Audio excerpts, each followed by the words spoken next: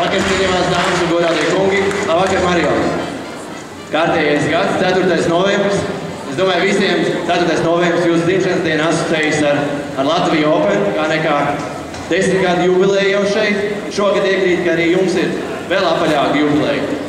Un sacensībās vienmēr ir uzvarētāji, vienmēr viņi saņem kausus, medaļas, to jūs jau darat jau kuro gadu. Bet mēs neatceramies, kad jūs pats pēdējo reizi saņēmis apbalvojumu. Tādēļ par 2012. gada labāko treneri pēc mūsu ieskatiem mēs atzīstam mūsu treneri Mario Končevski. Aplausi!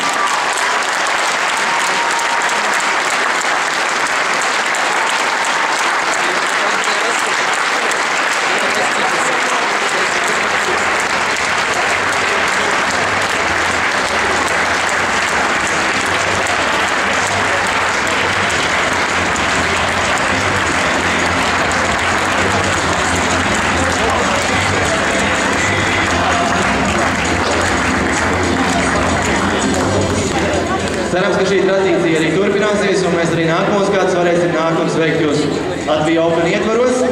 Vēlreiz aplausi Mario Končevski.